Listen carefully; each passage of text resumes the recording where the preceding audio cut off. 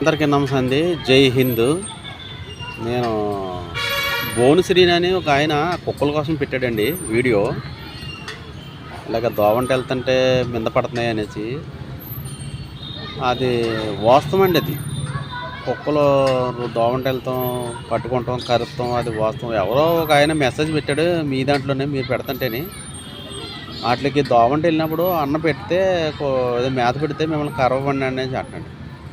అంటే మనం రోజును అన్నమును బిస్కెట్లను భుజం వేసుకుని రోడ్లంటే తిరగాలండి. మనం అర్థమైందండి. మనం అన్నమును మన డ్యూటీలకి గీటీలకి లేకపోతే వేరే పనులు ఇంట్లో పనులు చేసుకుంటాక కానీ లేకపోతే సంతకి వెళ్తానికి కానీ ఆ పనులకి మనం ఏం చేయాలంటే భోజనం ఒక 5 కేజీలు భోజనమును 2 కేజీలు మటను ఏమన్నా 5-6 బిస్కెట్ ప్యాకెట్లు పట్టుకుని వెళ్ళాలండి.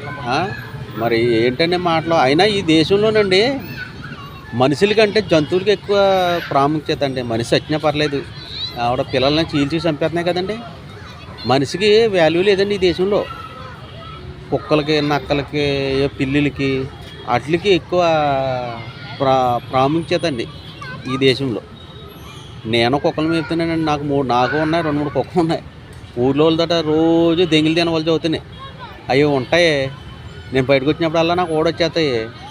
ఆడి మీదకి ఈడి మీదకి పరిగెడతాయి. అవి కరవు. కానీ ఈ లంజా కొడుక్కి తిడుతున్నాను. ఈ లంజా కొడుకు కుక్కలు ఎందుకు రా అని ప్రతి నా కొడుకు నన్ను తిడతాడు. అర్థమైందండి. అందుకని ఏం చేయాలంటే కుక్కలను నిర్మూలించాలి. మంచిగున్న కుక్కలన్నీ తీసుకెళ్ళి పెంచుకోండి. ఎవరికి ఇష్టం ఉంటే ఆడు ఇంట్లో తీసుకెళ్ళి ఆ గ్రామంలో ఇప్పుడు నాకు కుక్కలంటే ఇష్టం. ఆ గ్రామంలో కుక్కలన్నీ తీసుకెళ్ళి నా దొడ్లో వేసుకుని పెంచుకోవాలి.